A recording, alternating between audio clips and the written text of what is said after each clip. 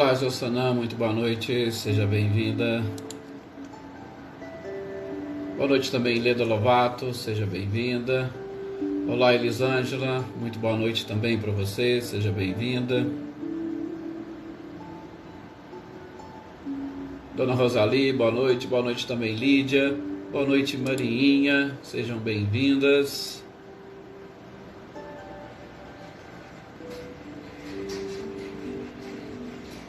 Dona Leopoldina, boa noite também, Oneida Alves, Daniele Diamantino. Olá, Adriana Dantas e toda a família Dantas, boa noite para vocês, né? André, pro Márcio, Marcos, Dona Wanda e Sodivaldo, boa noite também, Valdete, seja bem-vinda. Olá, Ercília, muito boa noite.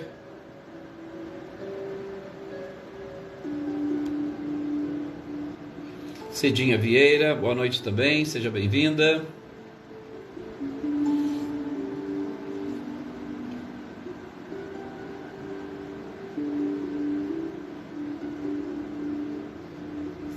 Rosilda Martins, muito boa noite.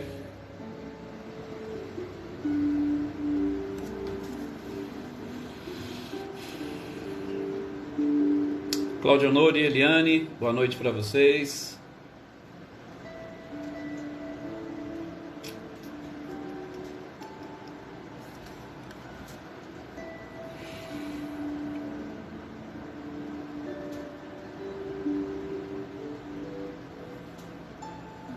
Lourdes, Ogata, muito boa noite.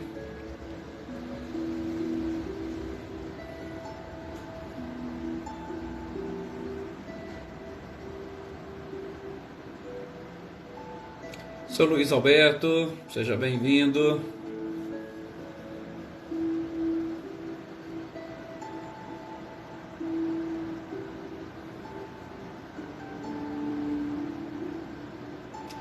Michele e Gabriel Rossato, boa noite para vocês. Boa noite também, Wagner. Sejam bem-vindos.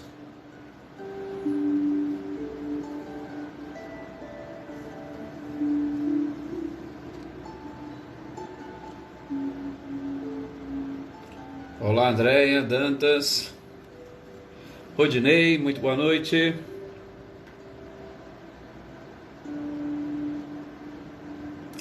José Ricardo, seja bem-vindo.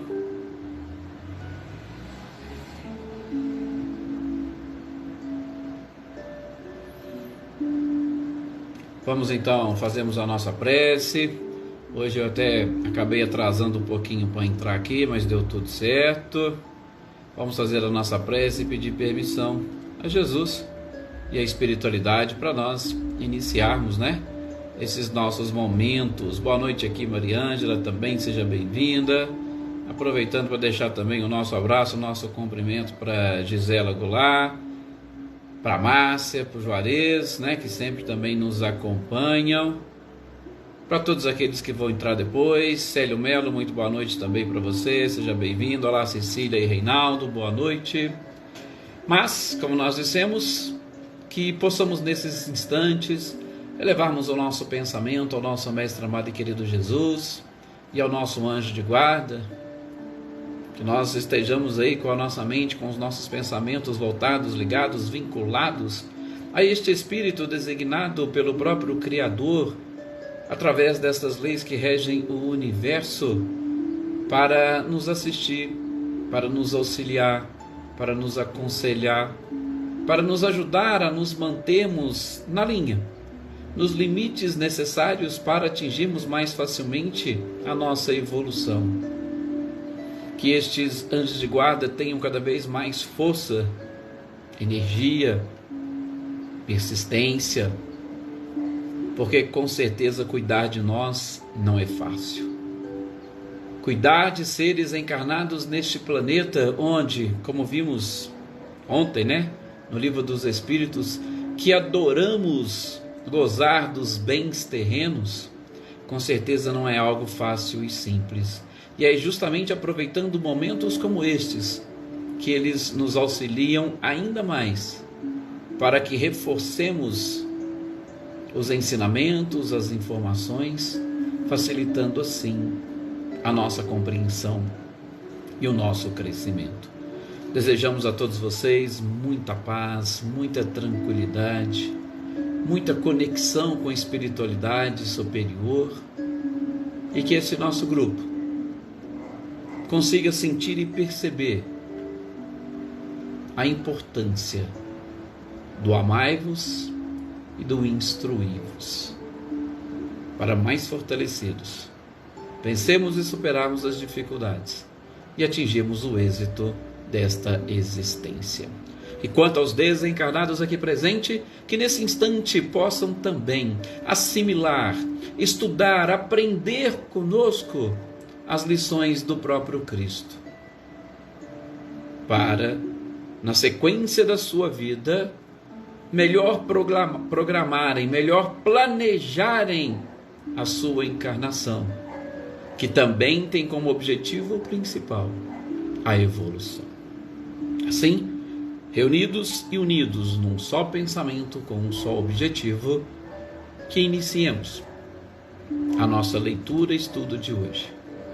Não sem antes pedir a espiritualidade que leve a todos os nossos irmãos, todos os nossos familiares, todos aqueles cujos nomes se encontram no nosso caderninho de intenções, todos aqueles que estão aí nesse instante no pensamento de cada um de vocês, e de modo muito especial aqueles que se dizem ou se reconhecem como os nossos inimigos, que todos recebam da espiritualidade as bênçãos necessárias para o equilíbrio e a harmonia perfeitos.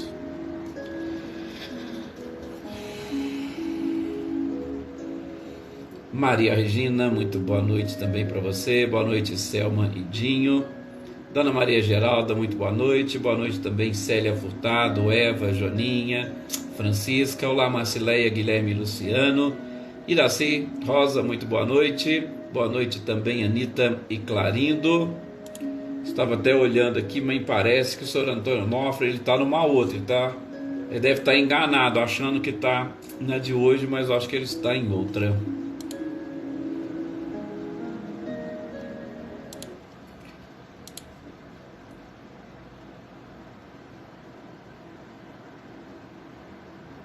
Cris Queiroz, muito boa noite também para você. Boa noite, Rose Teixeira.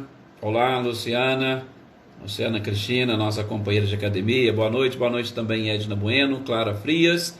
Sejam todos muito bem-vindos. E que nós possamos, olá, Rosilene, Osmane e Diego, boa noite também para vocês. E que nós possamos agora darmos aquela sequência, né, que nós ficamos devendo, justamente sobre a ingratidão dos filhos e os laços de família, nesse texto de Santo Agostinho, muito interessante. Um texto onde nós começamos a ver com ele todo aquele processo de planejamento, de preparação para a reencarnação. Santo Agostinho faz aquele apanhado geral e principalmente nos mostra que, na condição de espíritos desencarnados, quando nós não sofremos as influências diretas do nosso organismo, a gente tem aquela visão diferente e, principalmente, olhando à nossa volta, a gente consegue perceber o que nos falta para sermos mais felizes. Daí as programações de todos os espíritos se voltarem a resolver os problemas, em especial os problemas de relacionamento, e resolvê-los aqui no plano corporal, onde justamente os problemas se iniciaram. E a gente está vendo, também podemos assim dizer, complementando estes comentários de Santo Agostinho, lá no Livro dos Espíritos, sobre o gozo dos bens terrenos, o porquê que é tão bom, porquê que é tão gostoso, porquê que a matéria é atrativa, né? Faz parte da lei de conservação, porque se assim não fosse, todos nós iríamos debandar, todos nós iríamos retornar, e eu ficar como encarnado? Não, eu quero ficar no mundo espiritual. Mas há esse atrativo, há o prazer de estarmos no corpo de carne e desfrutando destes bens que a natureza coloca à nossa disposição para a nossa sobrevivência, e desfrutar desses bens é realmente muito gostoso. Vamos tocar aqui na ferida de muita gente. Quem aqui não gosta de comer, de ter uma boa alimentação? Quem aqui não gosta de curtir, de passear, Então estes prazeres fazem parte, só que justamente por conta dos excessos no que diz respeito a esses prazeres, nós prejudicamos os nossos relacionamentos. Daí essa necessidade de retornarmos, revermos os planejamentos, reencontrarmos com as pessoas, repararmos as nossas faltas e principalmente nos reajustarmos uns com os outros, né? Maria Eleusa, muito boa noite também Lenice, sejam bem-vindas. Então, isso que nós estávamos vendo. Agora vejam, já partindo para a parte, vamos assim dizer, final desta mensagem de Santo Agostinho fantástica, né? Luísa Nalim, muito boa noite. Ele já vai começar a falar, não sem antes chamar a nossa atenção, ou dar-nos um alerta, ou por que não trabalhar na motivação de todos aqueles que buscam os esclarecimentos dessa doutrina. Tudo aquilo que o Espiritismo nos ensina, nos explica, a forma como ele apresenta através dos seus princípios para a compreensão das leis que regem o universo, nos ajuda, gente, e nos ajuda muito a vencermos e superarmos as nossas dificuldades. A gente vem do mundo espiritual para progredir aqui no mundo físico. E nós somos colocados diante de famílias, ou melhor, nós somos colocados diante de espíritos que, aproveitando a matéria e sobretudo este relacionamento por laços consanguíneos, de uma certa forma nos obriga a viver e a conviver com aqueles com quem nós temos que resolver os nossos problemas. Então, isso faz parte da sabedoria e da perfeição divina, faz parte da própria providência divina para facilitar, repito, facilitar esta nossa reconstrução do futuro, sem mágoas, sem rancor, sem ressentimentos. Por isso, Santo Agostinho já fala, adentrando, como eu disse a vocês no nosso último encontro, adentrando especificamente ao ramo da família. Ele fala que os pais precisariam se inteirar mais da sua tarefa, da sua missão. Como que os pais hoje enxergam a sua tarefa e a sua missão de educadores? Sei que cada um vai enxergar de uma forma. Sei também que aqueles que possuem uma visão da doutrina espírita e que procuram entender e conhecer os princípios vão ter uma visão diferente. Enquanto que aqueles outros que estão muito mais ligados e vinculados à matéria vão automaticamente também trabalhar num sentido diverso. Via de regra, aquelas famílias bem estruturadas, os bons pais, via de regra, eles vão preocupar com o futuro dos filhos, mas principalmente com o futuro material dos filhos. Vou pagar as melhores escolas para o meu filho para que ele possa ser alguém no futuro. Vou dar para o meu filho tudo aquilo que eu não tive na minha infância. Vou procurar conforto, vou trabalhar mais para ter uma casa mais confortável, para ter um carro, exatamente para que a minha família desfrute. Esse é o, vamos assim dizer, o geral da família brasileira, tá? O geral, mas acabam se esquecendo dessa condição de espíritos. Nós nos esquecemos. Nós ficamos, vamos colocar aí, das 24 horas do dia, a gente vai tirar mais ou menos aquela média de 7, 8 horas de sono, que boa parte de nós não lembramos o que nós estamos fazendo. Nós que aqui estamos, temos esses 40 minutos de prece e de oração em conjunto. Muitos de vocês ainda têm outros compromissos em casas espíritas, em outras casas de oração, mas basicamente nós podemos separar no máximo, tirando as 8 de sono. É coisa de no máximo mais 2 horas que nós nos dedicamos à oração. O restante, ou as outras 14 horas, nós vivemos muito em função da nossa vida material. E viver em função da vida material, principalmente como nós estamos aprendendo no Livro dos Espíritos, tendo todos os atrativos da vida material, se nós não tivermos uma persistência, uma perseverança, se a gente não tiver essa certeza e a convicção da imortalidade da alma, a gente vai ter essa dificuldade. Então, diz Santo Agostinho, vamos nos inteirar, senhores pais, Sr. Antônio Pazotto, muito boa noite, vamos nos inteirar da tarefa que cada um de vocês possuem para com os seus filhos. E, sobretudo, a tarefa, podemos dizer, é a tarefa de educar. Lembrando do verdadeiro significado, da origem etimológica do educar. É o ex-ducare, ou extrair de dentro. Nós temos que extrair de dentro de cada um destes seres que estão sob a nossa responsabilidade aquilo que eles possuem. As virtudes, justamente para reforçá-las. Os vícios, exatamente para, de alguma forma, eliminá-los. Ou, se nós pudermos assim dizer, de uma forma um pouco mais, vamos assim dizer, psicológica ou filosófica, para nós transformarmos estes vícios em virtudes. Precisamos nós, como educadores, como pais, nos inteirarmos de que tipo de espírito, qual é a personalidade daquela criatura que foi colocada ali dentro da nossa família. Porque quando retornarmos à pátria espiritual, será questionado e será perguntado para nós, Santo Agostinho está falando isso aqui, que fizestes dos filhos que lhe foram confiados. Veja que o título da mensagem é ingratidão dos filhos e os laços de família. Olha o Sr. Antônio Onofre aí, ó. Falei, o Sr. Antônio estava numa outra live, né, Sr. Antônio? Seja muito bem-vindo.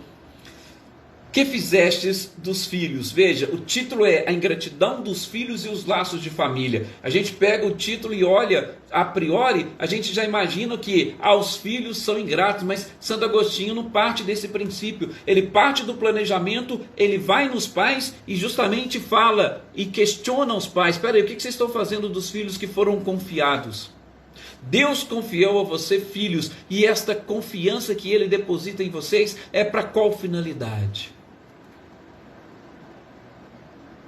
Se, diz Santo Agostinho, por culpa dos pais, os filhos desperdiçarem a encarnação, vocês podem ter certeza, nós vamos carregar a culpa, nós vamos carregar um remorso, e nós vamos sofrer justamente pelo sofrimento dos filhos. O nosso castigo é enxergar os filhos no meio dos sofredores. Santo Agostinho está falando tudo isso aqui, não são palavras minhas, não. É justamente dele. Gente, você quer sofrimento maior para um pai, para uma mãe, do que ver o filho sofrer? E aquilo já é um sofrimento, e como diz Santo Agostinho, eu não gosto muito dessa expressão, dessa palavra, mas já vai representar com certeza um castigo. Mas vejam, primeiro é dos pais, para com relação aos filhos. Não tem como nós separarmos, assim como Santo Agostinho não faz essa separação. Ele não faz e não remete exclusivamente aos filhos, nessa postura de ingratos. Não. Ele vai bem mais longe, olhando e analisando na sua mensagem o relacionamento como um todo. Aí nós inclusive estávamos falando no nosso último encontro. A gente sabe que por conta da pré-existência da alma, nós vamos encontrar sim determinadas crianças que sequer conseguem falar, pensar ou expressar, repelindo seus pais, repelindo mães, repelindo irmãos, ou as pessoas que se aproximam.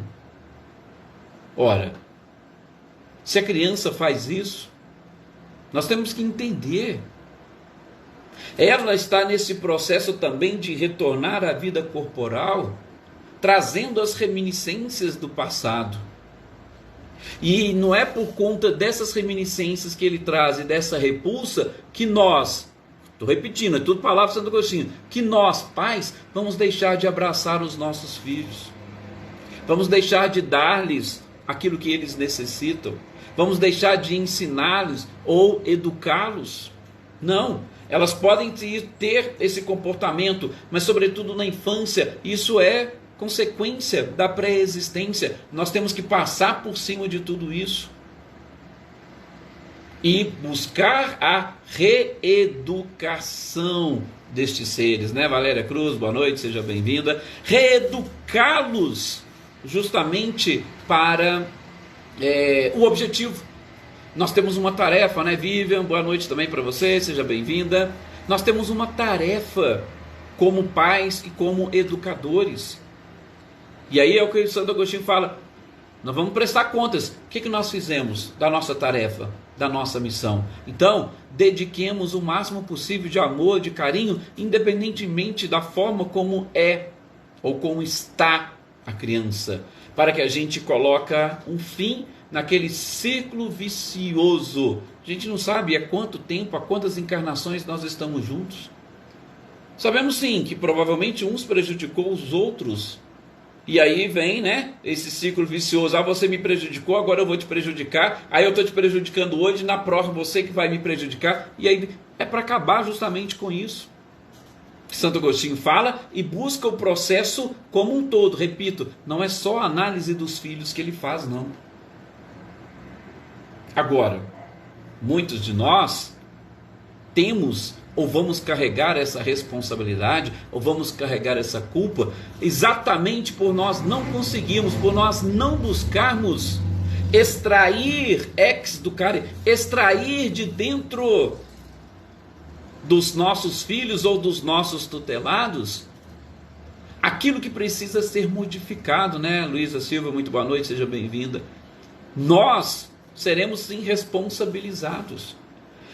E pior, diz Santo Agostinho, não é só a questão de ser responsabilizado por nós não conseguirmos fazer ou desenvolver esse processo, né? Fernanda Santos, muito boa noite, seja bem-vinda.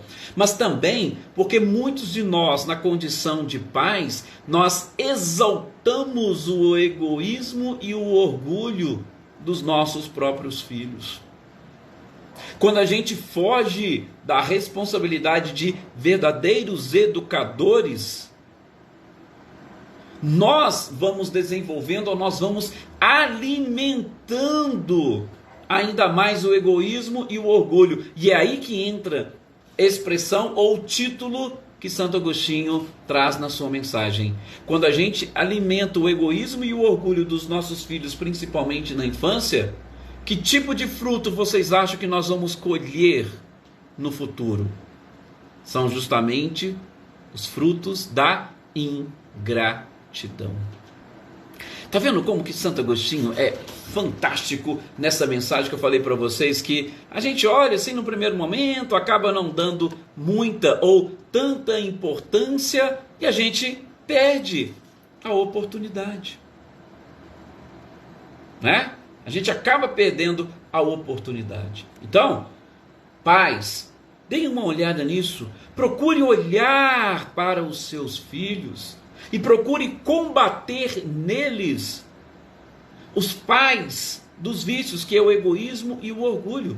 Porque se você não combater isso, o fruto do egoísmo e do orgulho será justamente a ingratidão, ou um dos frutos vai ser a ingratidão. E aí é muito fácil nos dias de hoje nós alimentarmos egoísmo, orgulho. Muitos pais não possuem o domínio completo sobre os seus filhos. Muitos pais não estão preparados ou não se prepararam para os filhos, que, como nós sabemos, são espíritos. O espírito do filho não foi criado no momento da concepção. Não, o espírito, ele traz uma bagagem, e justamente esta bagagem que precisa ser trabalhada no sentido de educá-los, sobretudo do ponto de vista moral, evangélico. E aí nós vamos aos poucos tendo e fazendo este trabalho, nós vamos aos poucos eliminando ou contribuindo para eliminar o egoísmo e o orgulho, e a gente vai ficar de alguma forma com a nossa consciência tranquila. Porque, gente, Santo Agostinho vai dizer, repito, a ingratidão a ingratidão é fruto do próprio egoísmo e do orgulho. A gente tem aquela coisa de não nos prepararmos adequadamente para a educação, e a gente tenta simplesmente não criar conflitos dentro dos nossos lares. Não criando conflito, muitas das vezes eu acabo alimentando o egoísmo e o orgulho, simplesmente cedendo ou dando tudo aquilo que eles querem. E se eu não combater esses vícios, eu vou colher o fruto de tudo isso. E quando eu estiver colhendo o fruto de tudo isso, não importa causas atuais ou anteriores das nossas aflições, não importa. O que importa é que, naquele momento, quando estivermos colhendo, qual é a postura que nós vamos assumir diante de tudo isso? A postura que os pais assumirão, elas são de extrema, ou melhor, ela é de extrema importância. Porque nós podemos não concordar muito com aquela situação e sem resignação nós não vamos conseguir aprender. Porque sem resignação vai haver muito mais revolta. E a ingratidão vem de um lado e a gente joga no outro, ou do outro lado, para aquele ser, para aquele espírito, que ele é que está sendo ingrato. Mas nós esquecemos que nós fomos os responsáveis por alimentar neles o egoísmo e o orgulho e automaticamente receber como fruto a própria ingratidão. E aí o relacionamento ele não vai ser resolvido. Nós vamos ter apenas e tão somente que empurrar para próximas experiências, para as próximas existências. Está vendo como que esses esclarecimentos sobre a pré-existência e a imortalidade da alma são importantes para nós conseguirmos entender? Sim, Sr. Antônio Onofre, tem essa questão justamente porque como não é algo, como é que nós podemos assim dizer, né? Engessado, tem espíritos de filhos que são muito mais avançados e evoluídos. Muitos deles não estão ali para resolver os seus problemas de relacionamento com os pais. Às vezes os problemas que eles precisam resolver são outros.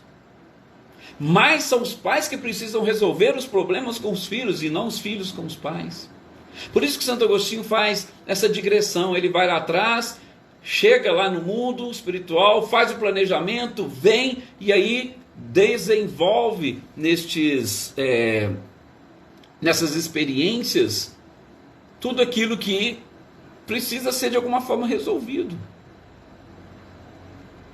Até a Maria ainda coloca, né, aqui um questionamento: de 8 a 10 anos, entendam livre-arbítrio? Eu até não sei, né, Marinha? Fica muito complicado, porque o que a gente tem percebido? Não sei se vocês também estão percebendo isso, mas o momento do amadurecimento dos seres hoje, eu, pelo menos, estou enxergando que ele está um pouco mais atrasado.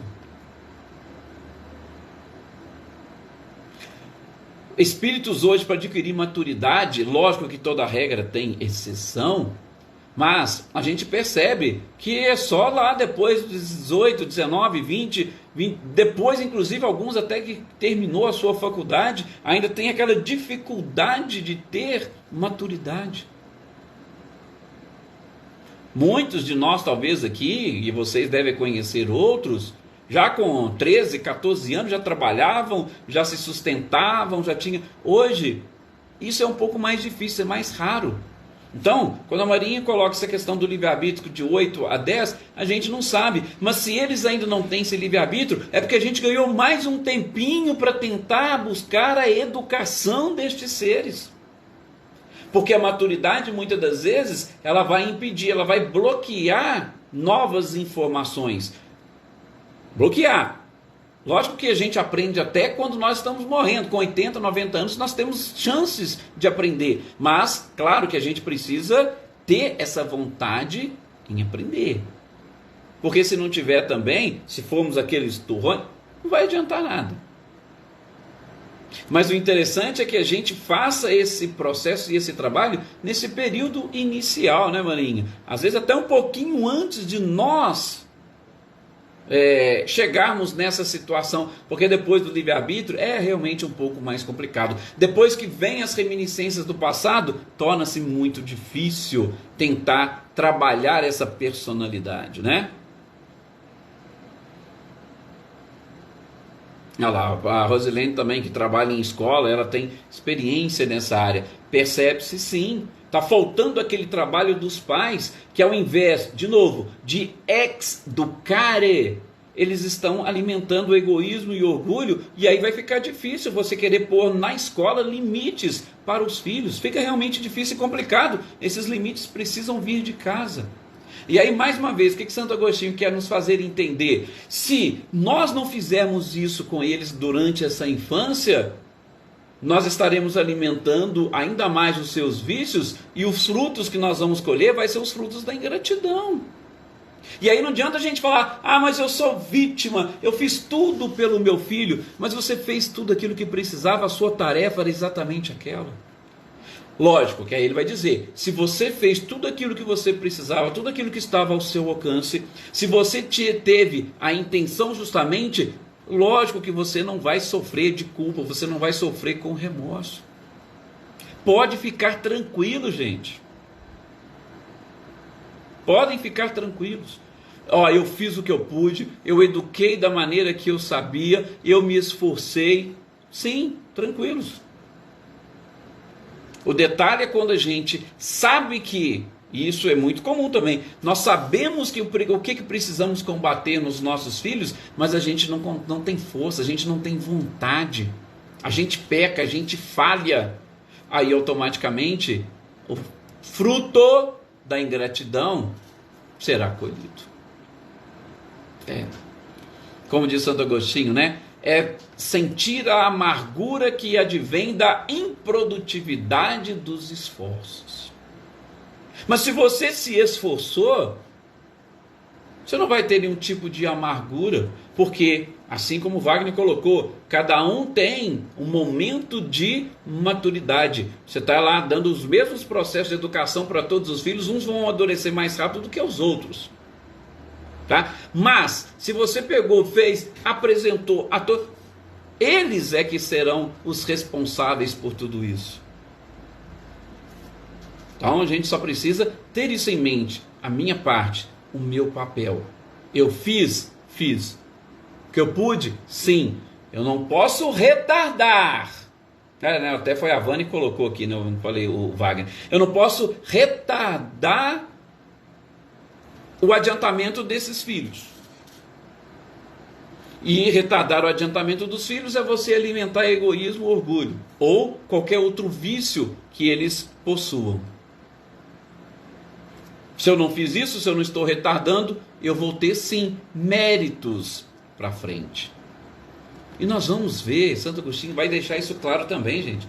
As provas, todas as provas são difíceis e complicadas. Até aquela prova, né? Aí eu gosto sempre de fazer essa comparação, né, Cris Queiroz? Até aquela prova, igual a gente faz na faculdade, que o aluno consegue tirar 9, 10, mas ele tirou 9, 10, é exatamente por conta do seu esforço anterior. Então, vamos dizer que para o aluno que tirou 9 ou 10 estava fácil? Não. Só que ele teve um esforço diferente dos outros. Então, o que eu quero dizer com isso? Com essa comparação, como diz Santo Agostinho. Todas as provas, gente, são difíceis. Todas as provas são difíceis. Mas, ele vai dizer o seguinte: quando a prova está mais difícil do ponto de vista moral, é sinal de que a gente está muito mais próximo de nos livrarmos definitivamente de determinado sofrimento ou de determinado vício. Se está forte, se está pesada, tenha certeza que você já está justamente no fim. E diz mais: provas difíceis, muita gente consegue vencer da miséria, sabe, da falta de recursos, muitas coisas, muitas privações materiais, doenças. Santo Agostinho vai dizer, sim, são provas muito difíceis, mas olha, quando a gente está diante dos problemas domésticos, quando a gente está diante dos problemas do coração, ele admite que é um pouquinho mais difícil do que as outras provas. A gente sabe que realmente é assim. Essa parte é mais complicada, é mais delicada. E é isso que este capítulo procurou nos ensinar nesse período. Estudamos por por algumas semanas, né? Tudo isso. Para a gente conseguir chegar aqui hoje e concluir, como Santo Agostinho fala, e aí de novo, recomendo a vocês fazerem uma leitura, mas façam uma leitura bem caprichada, bem lenta, desse texto de Santo Agostinho. Vocês vão ver que coisa maravilhosa. Aliás, a gente está vendo aqui, né, nas nossas reflexões. Eu vou justamente parar por aqui, realmente é um tema interessante, mas depois nós vamos passar no nosso próximo encontro para o próximo capítulo, né, que é o capítulo 15. E eu gostaria de deixar aqui também para vocês já um pedido de desculpas e já avisando que na segunda-feira, que seria o nosso próximo encontro, nós não teremos, porque estaremos nos deslocando para a cidade de Mococa, onde a gente vai fazer uma palestra presencial lá, tá? Então, segunda-feira não temos. Depois eu até coloco aqui o cartaz para vocês. Eu, sinceramente, eu acho que lá eles não fazem gravação. Se fizerem, a gente dá um jeito de disponibilizar isso para vocês também, né? Olá, Lisete, boa noite. E aviso vocês, se tiverem, né, para vocês ficarem sabendo. Mas, de qualquer forma, tá aí a Cecília, ó, 7h30, tem lá no Missionários da Luz, na página do Facebook, tem os estudos, né? Nós temos os estudos lá no nosso lar também, né, nesse horário, e aí a gente vai mostrando tudo para vocês, ok? Depois eu passo o cartaz, Luiz Alberto, para vocês. Gente, muito obrigado a todos pelo carinho, pela participação. Feliz com a participação de algumas pessoas que pela primeira vez nós vimos aqui. Fique aí o convite para que todos possam, assim que puder, se fazerem presente, compartilhar as suas energias, compartilhar essas vibrações, como o senhor Antônio colocou aqui, para todo o nosso Brasil, para todos nós, para toda a nossa família. E vamos sim, vamos levar a nossa existência com muita vontade de crescer, de evoluir, de eliminar ou substituir os nossos vícios pelas virtudes. Muita paz a todos, um ótimo final de semana e até o nosso próximo encontro.